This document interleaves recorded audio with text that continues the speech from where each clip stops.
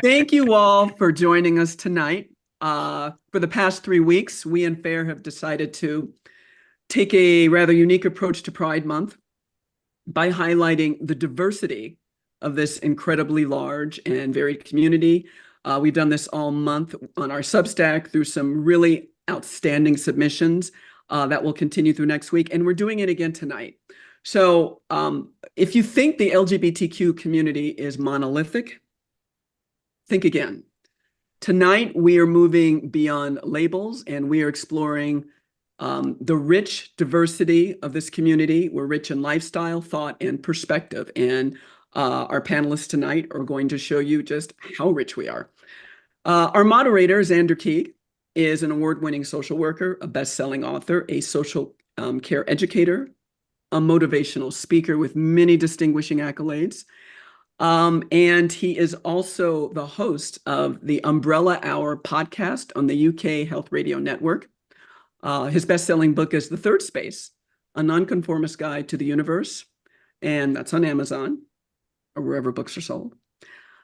Sky Gilbert is a poet, a novelist, a playwright, a filmmaker, theater director, and drag queen extraordinaire, the best for last there. He was the co-founder and artistic director of Toronto's Buddies and Bad Times Theatre, one of the world's largest gay and lesbian theaters from 1979 to 1997. He is presently working on his 10th full-length novel called The Blue House, to be published by Cormorant in 2025. And Dr. Gilbert is a professor emeritus at the University of, I hope I'm pronouncing this right, Guelph, where he taught... Guelph. Oh, okay, Guelph. Sounds like Irish or something.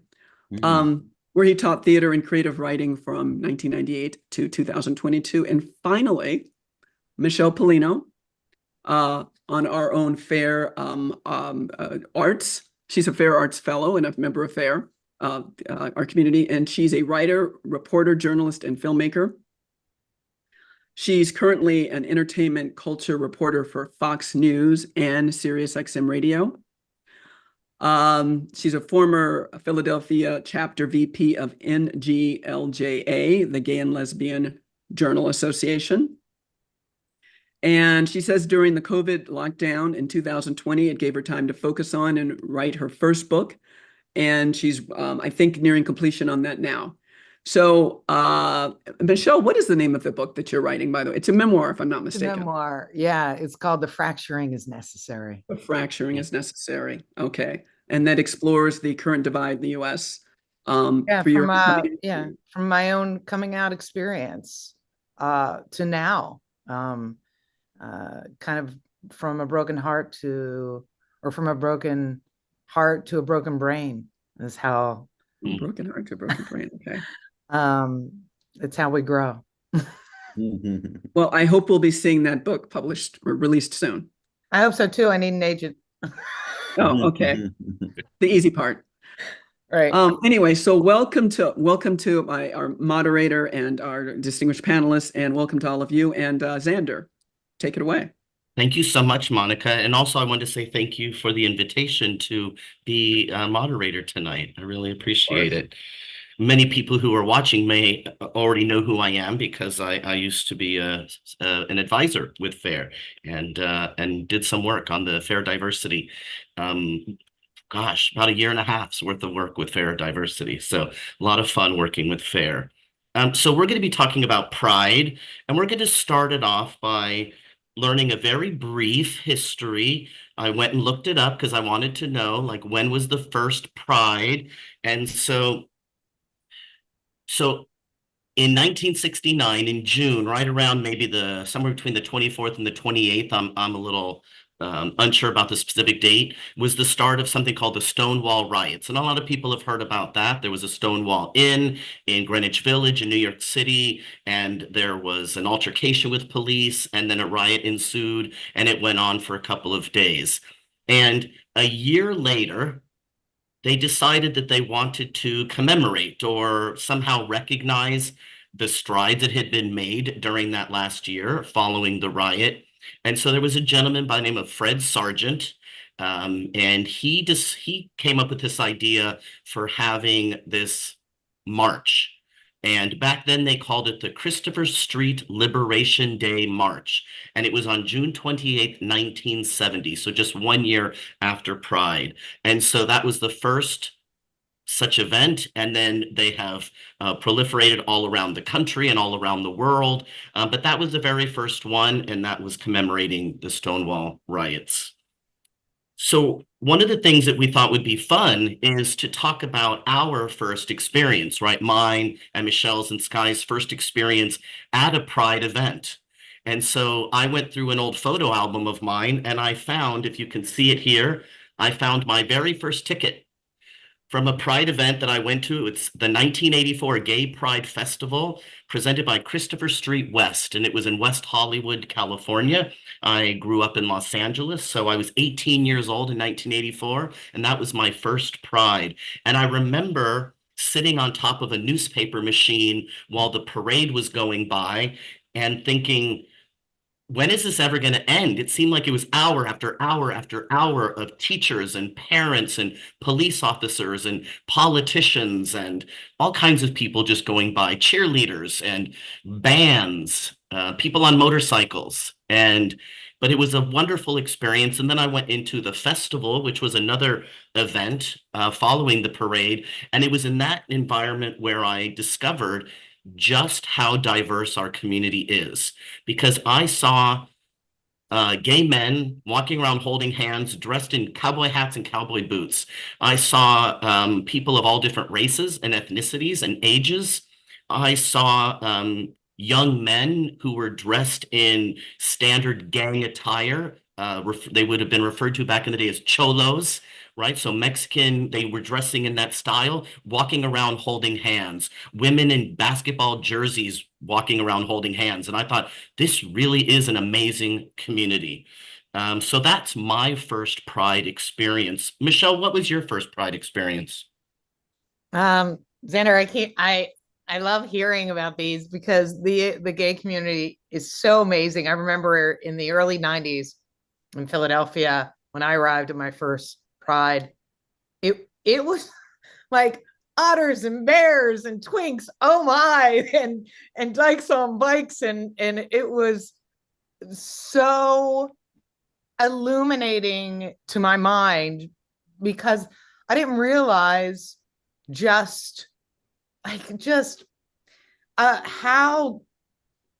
many and how diverse we were, and the different subgroups and how they explored their sexuality.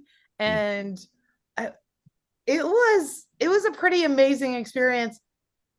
And much like you, Xander, I mean, I think the most amazing, outside of the Tom of Finlands that made their way through the crowd in their leather and their butts hanging out, was just the freedom, the free sexuality, the freedom to explore, to hold hands, to kiss, to wave the gay flag, to be beneath that and feel pride in it, is kind of an extraordinary moment when you don't grow up ever seeing it at all. Yeah. Absolutely. Oftentimes people will say, why do you need a pride parade or a pride festival? What are you so proud of? And I think the response that I hear more often is, well, it's better than the shame that many people inherited from their family or from society or from their church, in how they were, that internalized shame that a lot of people had. So this idea of going into a place in public and celebrating with your friends and your peers was a way to, I don't know, give the middle finger to that societal expectation, right? In a way. So it's, yeah. We all do it differently. And like you said, I remember, the change and the shift from non-corporate pride to corporate pride, which happened in the 90s. And so things started to shift and a lot of alcohol coming into it. But yes, thanks for sharing that. Sky, how about you? What was your first Well, Pride event I will experience? say, have never been much of a pack animal. I've always been very suspicious of groups, like I don't know, mass anything. So I was really not wanting to go to Pride at first, which had happened in Toronto around, I think, in the early 80s. And it wasn't a parade. It was the University of Toronto, and there were booths, and you went and you wandered around. And there were a lot of political booths, I think, but I think you could also buy some things, but of course, nothing the way these commercial things were now. I was also a bit snooty and proud of myself, and I was like, "Well, I'm running a gay theater. I'm gay all the time. I'm 24-hour gay. These people are gay one day a year." So I mean, it was like I literally had that weirdness, which I got over eventually. But then I wanted because it sort of brought it up. I wanted to mention. I just remembered that I was at the New York Pride one year, and I'm so proud of this. I was dressed as Jane, and my drag character, and people were going Marilyn. People were going Marilyn, Marilyn. I was like, anyway, I was very happy. I'm just bragging. That was a while ago when I looked like Marilyn when I was in drag. Now I look like well, Marilyn never aged, so I don't know what she looked like. Yeah, but then about the change and the corporatization. So what happened was very significant for me because we had these floats for Buddies in Bad Times Theater, and we were very much about being a gay and lesbian theater. And tell you the kind of thing that used to go on, like we used to do very theatrical stuff. And I was on a float once, and the photo was taken of me with this woman, and the woman was a giant Asian dyke, and she was dressed as a policeman, and she had a huge dildo, and I was going down on her, and I was dressed as a sailor. So it was quite the image, Yeah. and it got published several places because of the Provocative. stuff. Because people were like, "Wow, this is like the iconic in some ways." I'm not saying the iconic, but you know what I mean. Image of the way the floats were. But anyway, when we were doing that kind of thing, and this would have been in the mid '90s, someone walked up to us and went, he was like the little marshal, not marshal, but he was a little like, policeman, pride police guy. He was marching around going, "You can't do that. Get that off that, put a shirt on or whatever." And I was like, "What the hell is going on?" And they're like, "Well, there are kids at Pride. There are kids at Pride now." So my big Mhm. objection is basically, I just don't think Pride, it's like tricks are for kids. Well, that's a cereal, by the way. But Pride is not, in my view, right? And I think Pride should be held at night, and I think it should be like the Mardi Gras, and I think people should get dressed up and do crazy shit and dress really sexually and have, and do all this stuff that they do, because watching a bunch of married couples with knobby knees with their kids is not my idea of a parade, right? Like it's like Mm. so that's just my opinion. My opinions are very strong, right? But yeah, so I mean, like that for me is and that has to do with corporatization also. It has to do with the straight people. Like it's like straight people are not as into this kind of little show that I was doing with Big Dyke. No, they were not quite as into that as we were. So it's all about that. So I think it's changed a lot. Never mind the fact in Toronto it's so big. Like there's no community. I couldn't find anybody Hmm. that I know. I have to say, meet me at the corner of, and hopefully you won't get trampled, right? Well, I do recall once I was at San Francisco Pride. I went with my girlfriend. This was probably 1990, and she had to go back to the car. And I said, "I will be right here." I was standing in front of a Burger King. You can't miss it. And I stood there for 4.5 hours. Wow. And when she finally showed up, I was like, Very. "Where have you been?" And she's like, "I couldn't find you." And I'm like, "I have literally been here. I haven't eaten. I haven't sat down. I haven't been to the bathroom." Suffice it to say, it wasn't a nice ride home. I was pretty angry. Yes, no, Um, scary. but they're very crowded, these events, So when we talk about the evolution of Pride, because you talked a little bit about that, Sky. So, it went from being a march to a parade, right? And there is a distinction between what is a march and what is a parade. And so it became more like a party, and it became more like Mardi Gras, as you're now describing. And you also talked about issues of censorship coming into Pride events, corporatization, which I also mentioned. And then you mentioned something about, I don't know, did you say knobby need straight people? I'm not exactly sure what I that don't know if means, that's the but right term, but they I just don't don't know. look so great in their Bermuda shorts. And it used to be about people. It used to be about people looking great. one way or Oh another. my gosh, Different body you're such a types. gay guy, Sky. No, but they could be different body types. I'm not saying they all have to be Thomas Finland, but you No, know but what I that's mean? just But they funny. No, of dressed course, it's catty. to I the love it. max. They didn't wear the Bermuda shorts that all the straight people wore when they go Yeah. to Bermuda. Yeah. Right? They Well, wore. but we talked about this when we were prepping for this the other day.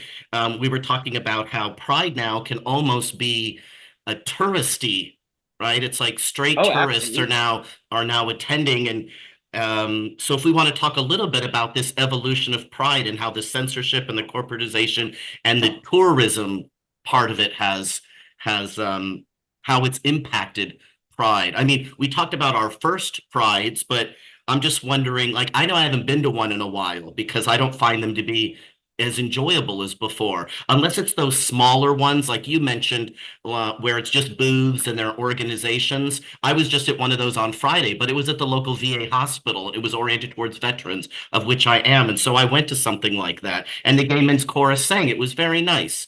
But these larger events are quite corporate.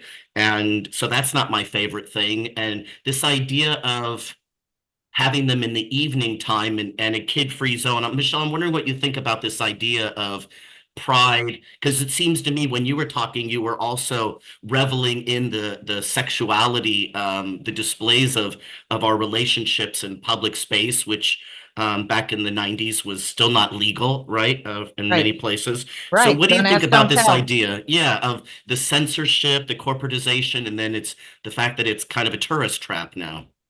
Well, you know, I'm gonna disagree a bit with Sky here because I do like that lesbians are nesters. We're nesters. This is what we do. They tend to be definitely a little bit more socially conservative and will definitely just like we I think that to split pride is the way forward because I do think that I love the sexual exploration and just the haughty nature of pride. But I also love the fact that we can get married and have families and have kids with their lesbian or gay men parents or trans parents and be out and proud with them on a day march. So my personal feeling is I think that kids should not be at nighttime pride at all, but there should be a daytime pride for gay, lesbian, and trans families. Well, I know in some of the larger cities, they have separate LGBT family events. And so, for example, in San Francisco, they'll have a family event, and then there's the regular pride. And then there's also, throughout the year, there's within the gay community, there are the more sexually explicit, more hedonistic kinds of events. There's some of that is in pride, but it almost sounds like we could have maybe separate events. I know that's probably one of the reasons why the Dyke March was started. I was part of the Lesbian Avengers back in the 90s. I started 2 chapters of Lesbian Avengers and so coordinated Dyke Marches in 2 different cities. And so I remember that the reason we did that is because we wanted to be different from the fancy parade and the boys in their Speedos, right? We wanted to be more political. I think that's why Trans March also started to do that same message. And so Dyke Marches and Trans Marches are still happening all around the world. And so I think, when we look at, for example, it's pretty rare to find a lesbian bar these days. So, and there's tons of gay bars, right? There's several in Orlando. There's no There's lesbian 30 bar. left. There's 30 left. Right. Right. So that's part when you talk about lesbian culture being different, that's one of the symbols of that, right? That's how it's demonstrated. Right. Yeah. Yeah, here's a question from Leanne. Do either of you feel like corporate America is using your sexuality to make money? I think this is an excellent. Wow. I absolutely think so. I mean, I think that we've been really happy and a bit too happy to jump on the bandwagon that, oh, isn't it great? Banks use us in their advertising. But I mean, I think what's going to happen, and this is all related to me, wokeness, is people are saying that what's going to happen is that the banks, for instance, in Canada, it's very big with the banks. Like all the banks have, gay, lesbian, rainbow everywhere and all this stuff. But I think eventually it's going to stop making money, partially because the homophobia is on such the rise. So what I'm trying to say is it's all about money. It's not about caring about us. It's not about our community. It's not about our culture. It's about money. And yeah, I mean, I'm very kind of angry about, and I'm sort of mad about how easily gay people got, like, they're happy to be approved of, which is one of, I think, the problems that gay people have, which everyone has, but we have kind of got it worse. Like, we want to be approved of more because of how outsider, you know what I mean? Now, I'm a weird one. Like, there's a part of me that's very much identifies as an outsider, right? But there are a lot of people who do not, and they want to be approved of, and they'll do anything.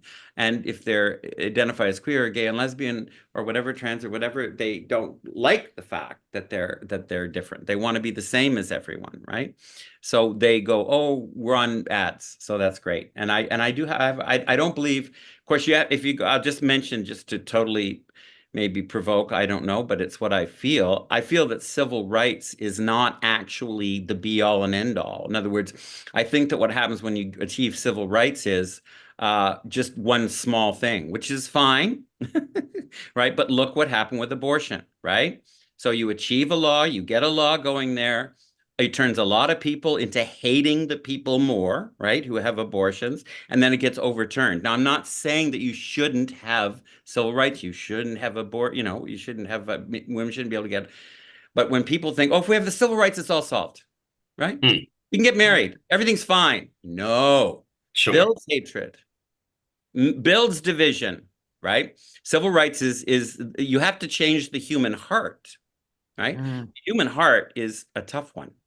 That would be it's much harder. It's much harder to, people might be familiar with the term pink washing, right? Yes. That's been used just within the corporate sector.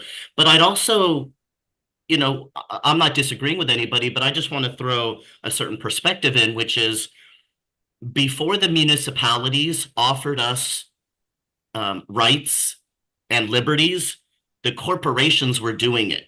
Right. So the corporations were adding domestic partnership benefits for their employees before the city, county, and state governments did it. Yeah. So the corporations led in that way. And so there might be some people who are that's how they show their appreciation is to be more involved in corporate things, because the corporations really did, start that process by, because then companies would be like, we're not going to come to your state because you don't have domestic partnership benefits. That's right. They use that as a way to build a momentum. So I'll give them that's something that maybe people don't know, that's how it worked out. Well, you've both kind of talked about this, but in the 1990s, and there was a split between gay rights and queer rights. And so, right, we haven't talked about this directly, but we've been alluding to it.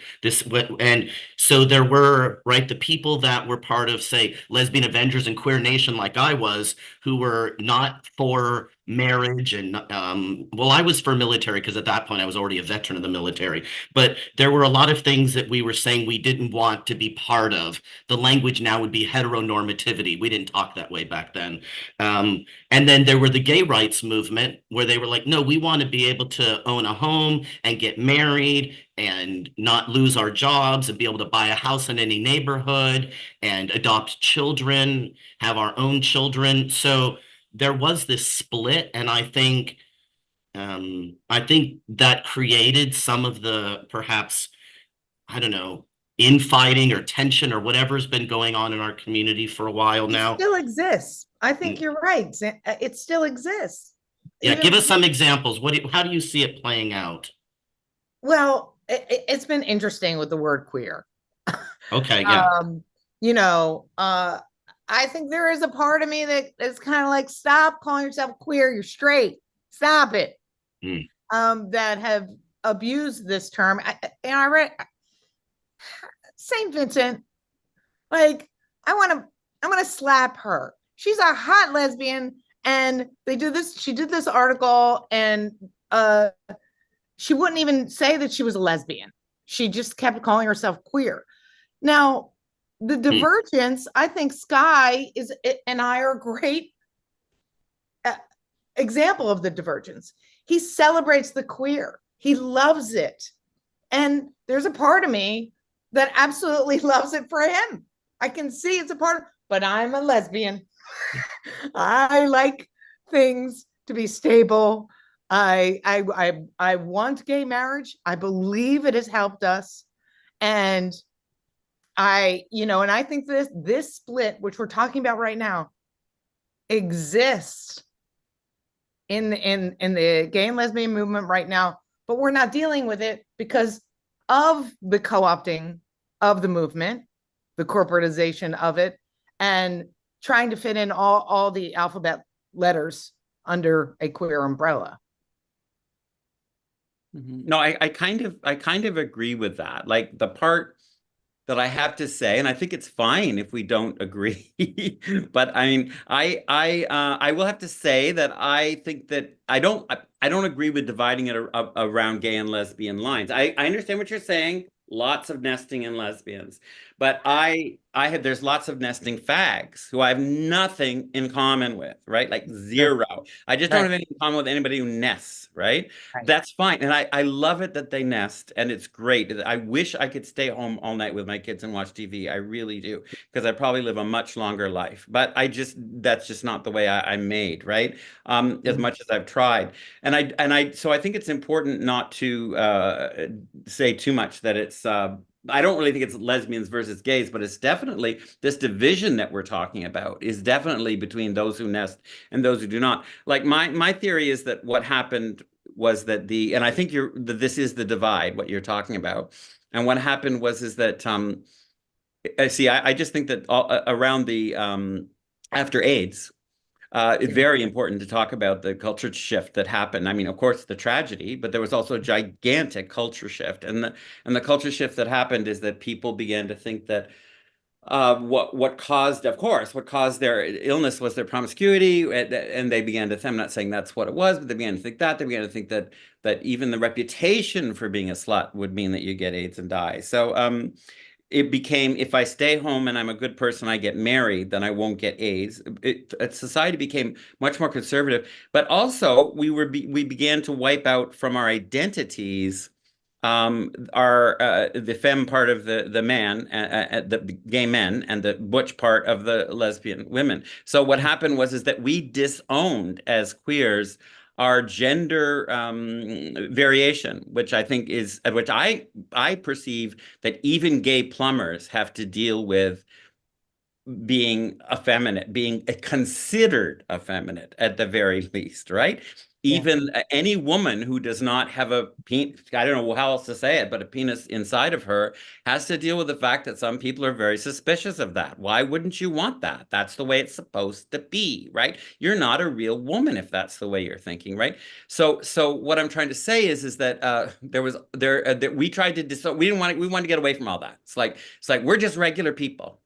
We just have sexual desires for people of the same sex. There's no such thing like femme fags. That's a myth. Butch dykes, maybe there's one or two, but there's nothing. There's no gender going on with us. So what happened? A group came in and took gender over. Rightly so. They said, hello, there is gender issues. We're called trans people, and gender is very important to us, right? And it was all our fault for disowning it as part of this divide that you're talking about, Xander, where it was like, because in Queer Nation, all that, it was owning up to all that, I'm an outcast, I'm an outsider, I'm a femme drag queen man, I'm a butch dyke, whatever, I'm an outsider. But then there's this whole period where we went, no more, we're the same as straight people, we're exactly the same. So that's what I think happened. Well, and it makes sense when you think about right? That happened in the 90s. And when you think about what did happen in the 80s, right? It was Reagan, the religious right, Oh, yes. Oh, my AIDS, God. Yeah. you Slippery know, slope, slippery the slope. right the tough love camps that kids were being sent to, the ex-gay movement, like it was a rowdy time, you know, It's a huge backlash. It was a it huge was, Yeah. backlash. And at the end, Yeah. and remember at the end of yeah. 70s, it was we thought we were going to live in a gay world. Like we Yeah. thought. Oh yeah. What I think is interesting was that straight people were going to gay clubs, and there were things like the Studio 54 and all that. It was Yeah. like we were infecting before the disease came along. We were infecting straight society. Liza Minnelli was turning up at these gay places, and all this other stuff was happening, right? And that Oh was, I yeah. think, people got Yeah. scared. Donna Summer was singing the ballad, you know. Exactly. And then Coming, I'm coming out. suddenly it became this, that stopped completely, all of Yeah. that kind of cross Yeah. fertilization in that respect. But yeah, I think Yeah. things can't underestimate the amount in which that changed our cultures. And Absolutely. I mean, disco, I meant to say anthem, right? I'm coming out, right, as the anthem. Diana Ross. Well, Yeah. yeah. Oh yeah, Dinah Ross. I love that music. So, well, here's an interesting thing. Um, in some way, this is a visual symbol of this splitting or fracturing or whatever we're going to call it. And that is the progress pride flag versus, as you referred to it, Michelle, the gay flag, which I would call the rainbow flag, right? right, The original, right, Gilbert Baker flag that was made for Harvey Milk's, campaign by an Army veteran, I might add, and the trans flag was made by a Navy veteran. We love our flags. right. But it's like, now this is really interesting because that flag has changed multiple times just since it was created. I don't like it. I will never use it. I live in Orlando. I was in downtown Orlando the other day, and they have Pride Progress flags flying all the way up and down the main street in downtown. What do you two think about? Or are you with me or against me on this Pride Progress flag versus the rainbow flag thing? Michelle, what do you think about this? Do you like that progress flag? Well, I wrote a piece about this, about getting into a fight with my partner I remember that. Yeah. over this flag because she wanted the trans flag. And I'm like, we're not trans. I mean, if I was trans, maybe. I personally love the rainbow flag. I think it is indicative of our movement, and I will forever be laid in that flag. When the trans flag came along, I didn't understand. I didn't understand why. Like, why? Like, why do we need another flag? Why isn't the original good enough? We were saying LGBT. And I didn't think it was necessary to change. Sure. Have you seen the Pride Progress flags that has those chevrons No, yeah. Well, that are in the rainbow flag? They'll Yeah. put like the pink and blue and white, a black, a brown. Now there's some circle in the middle. I don't know what it's all for anymore. But they keep adding and adding and adding, and the chevrons keep taking up more and more. Pretty soon there won't be any. It'll be like this much rainbow at the bottom of the, the ever expanding chevrons on the flag. Look, if you haven't seen it, Michelle, I definitely look up Pride Progress flag. You've probably seen them. They're hard to miss. Yeah, I think I have seen them. I went to an event in Philadelphia last week called Queeropolis. I think there was Yeah, a that's few- probably a good. That's probably definitely where you saw some Oh no, it was Queerapalooza. That was queer palooza. Queerapalooza. What about Sky up in Canada?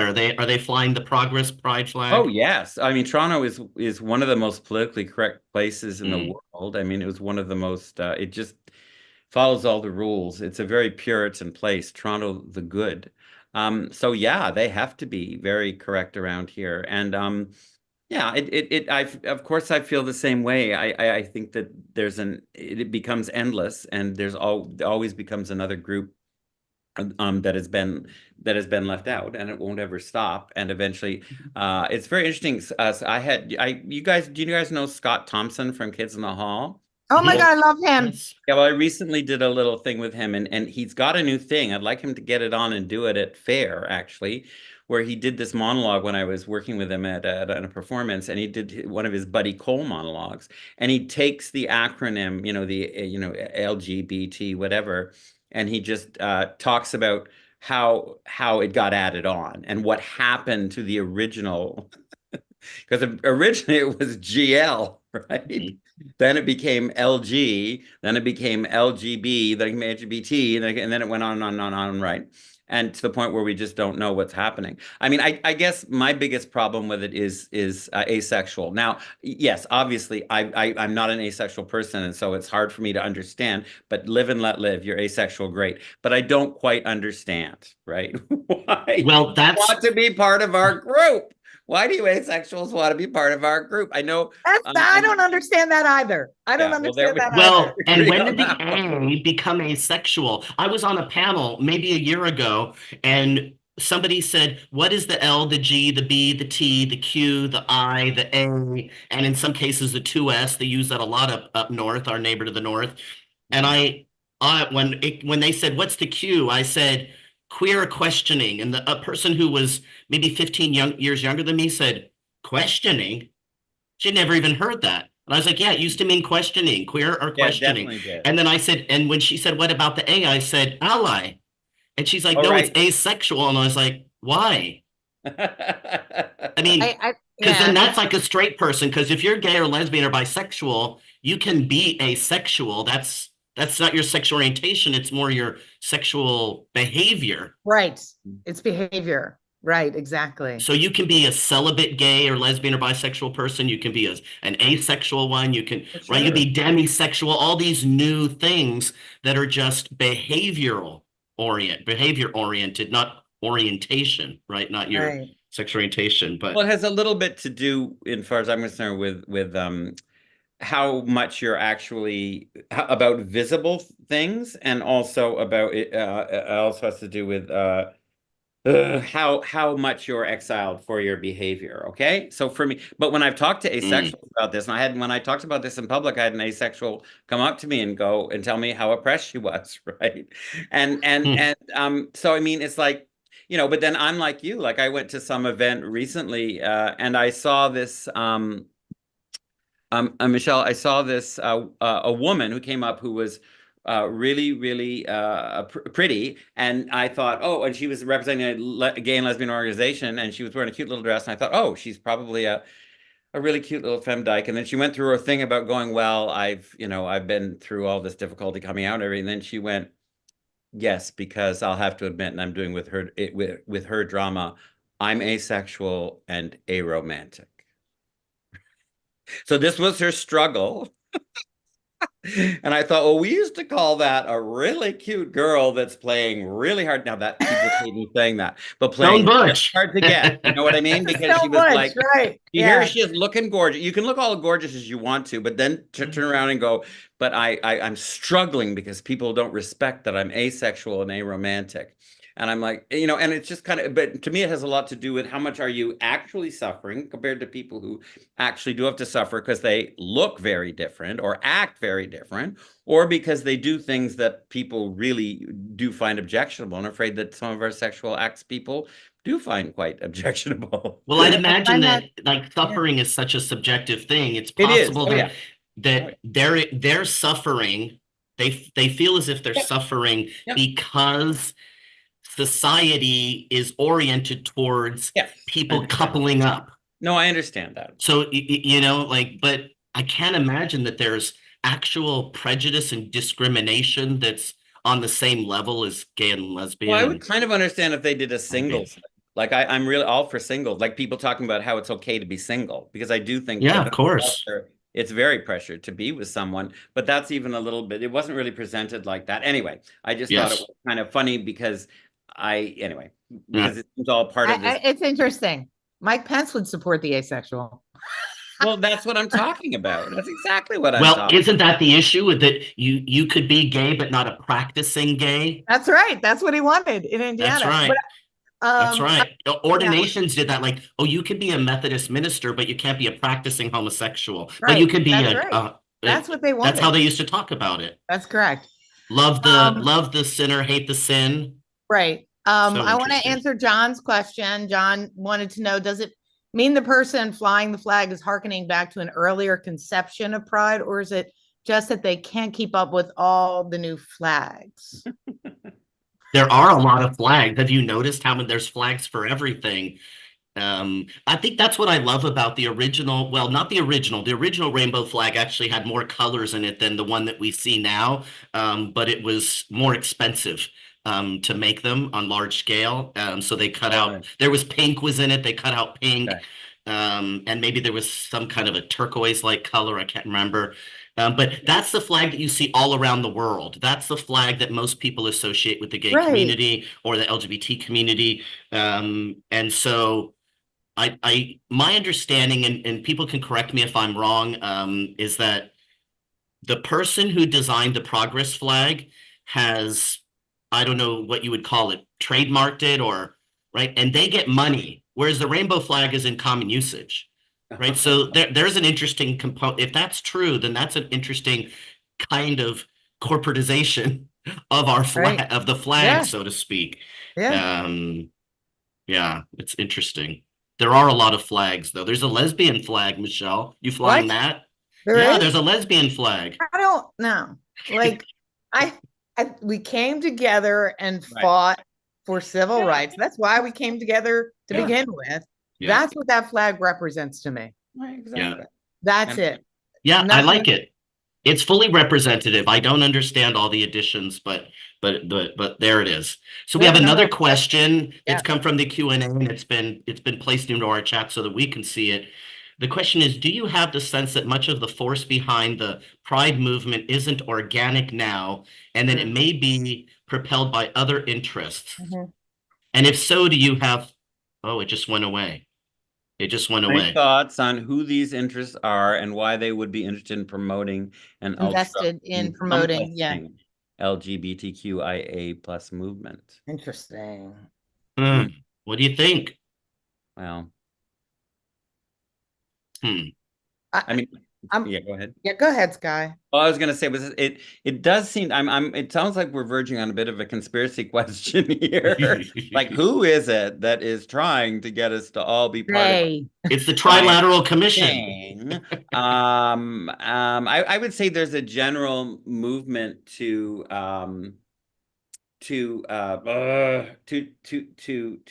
turn, well, this I think this is what Michelle's talking about, is to take sort of the actual meaning of what it ever meant to be all of these things away. Like when people go around saying I'm queer because I'm different, right? Or I'm different, I have a funny looking car, or I dress funny, so I'm queer. Like then it really does muddy the waters in terms of understanding what it has always meant to be queer. They just want to escape being targeted as a part of the bad people's group. They don't want to be cisgender. They don't want to be heterosexual. So they'll be non-binary and queer, It's true. but not change their behaviors at all. Right. Exactly. Yeah. I think this thing about pride not being organic, I think it's a both and. I think that there are truly organic components to it, and to use the opposite phrase, inorganic. I think that there are both things that are happening at the same time, because it's a money maker. I mean, let's just face it, there's a lot of money to be made off of changing your business's logo once a year to a rainbow. People will champion you, and they'll buy your products, and you'll get influencers, and that's our world now. Our world it's a lot of it is focused on that, but I think it's a both and situation. Yeah. Yeah. And I think that part of the thing that came about from the movement in the 1990s to normalize the homosexuals, so to speak, is that now your average conservative, your average Republican, doesn't give a hoot about us. And No. it has a bunch of LGBT people in their family and their friendship circle. So, that's one of for me, I'd say that's a pro. Other people might not like that. Well, look at how successfully Donald Trump has been able to now and then say something positive or pretend that he was gay or lesbian positive, when, as far as I'm concerned, he doesn't really have any principles. So, but he's able to just use it, as a way to make people happy if they hear those words, right? Sure. And I do think part of it has to do with the fact I've never been, and I think this is partially what FAIR is about. I've never been into policing language. And to me, it's very much about, well, if we police language, which I don't believe, in other words, if we tell people they shouldn't say certain words, they shouldn't talk in a certain way, then we'll change the society. And again, my argument would be, well, as much as I find it hard to listen to hate speech, you just drive it underground when you tell people that they can't talk like that, or they can't use those words anymore. Then so people go around talking correctly, but still holding the same views. And they have their private voice that they use to talk about that. Right. So I think that, and in order to, like, let's face it, like, if you have to have things like pronoun, like, on your web page and stuff, on your emails, you're supposed to have pronouns. Like, when I was teaching, I never put I never put my pronouns on my page, right? And I got out of there by the time it seemed to have been made a difference. But it seems to be that in order to do a business and do stuff, you're supposed to be doing that, right?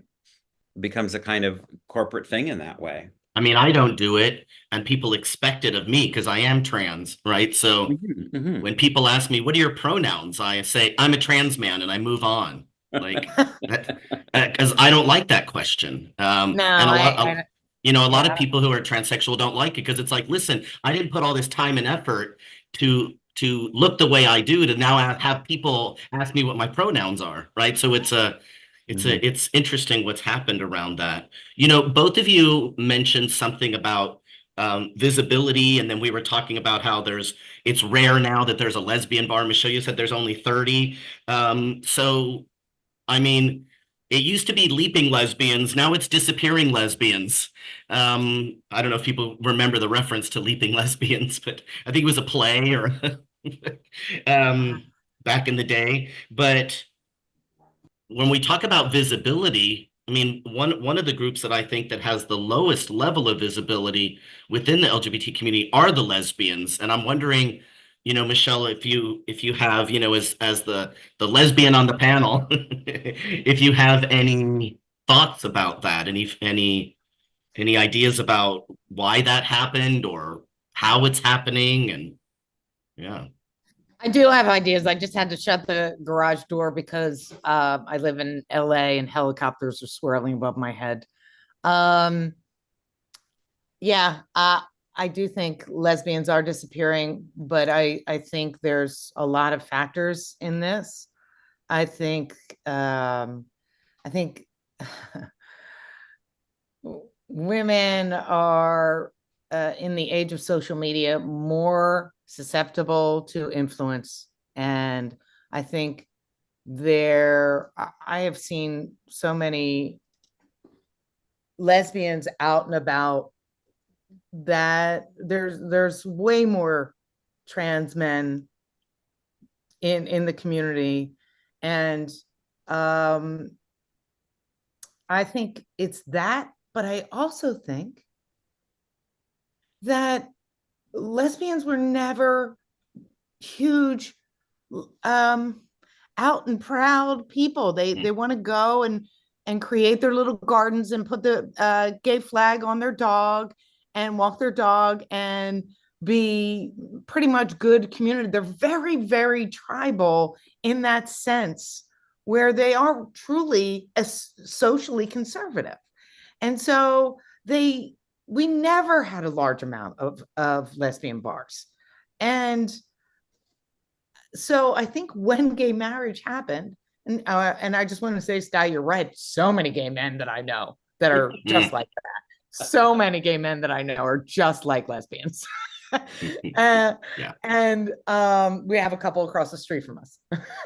Well, and there are a bunch of lesbians that are behaving more like the way, Sky has described, gay male Right. culture. Yeah. They still do drag, but they still do drag. Yeah. But I think it's a combination of those factors that have really influenced the disappearing lesbian, and the language, how it's changed and morphed. And so, yeah, I think it's a couple of different things. Absolutely. I mean, I've always thought that there's a problem around. Well, you see, this is what I always mentioned is that now because you called yourself a trans man, right? Yes. And like I have a friend who's a transsexual, and she calls herself a trans woman, and she differentiates herself from women in that way. Yes. And she had a beautiful poem that she read where she talked about recently, she's okay, but recently she had to go to the hospital for a breast cancer check.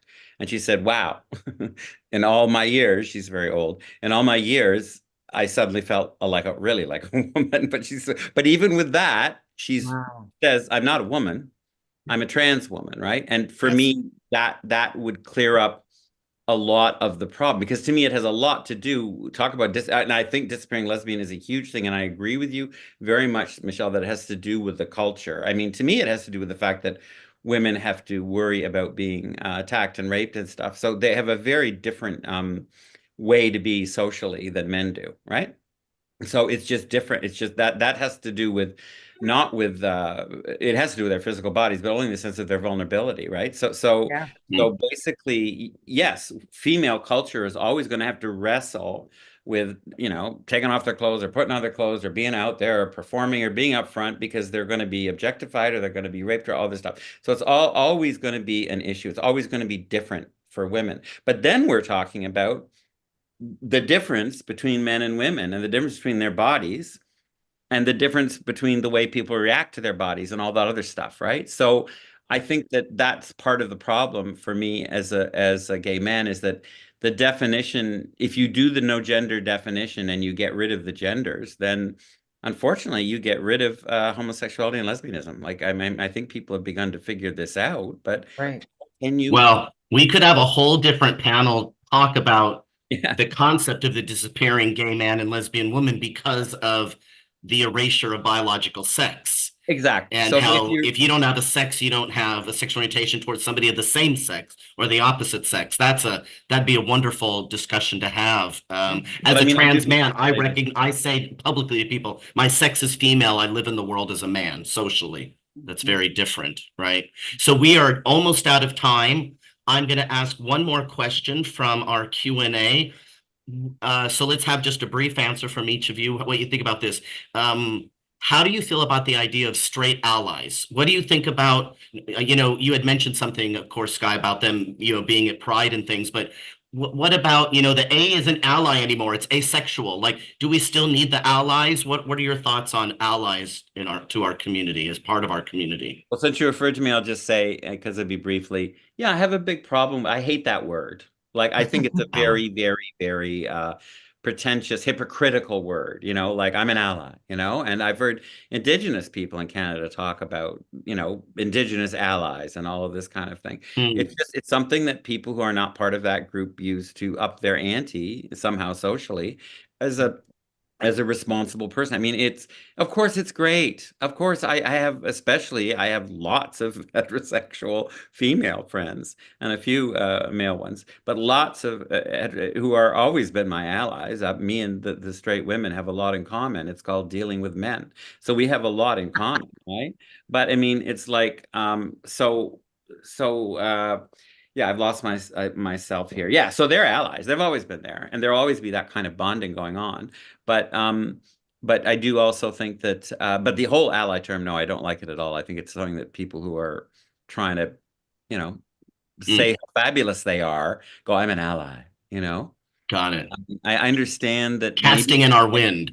Maybe their intentions are good. Maybe some of them have really good intentions, but Yeah, unfortunately, it gets a bit misused. That's what I think. Michelle, what do you think? Do we need allies? I think I agree with a lot of what Sky's saying. It's social cred to be an ally. Social cred.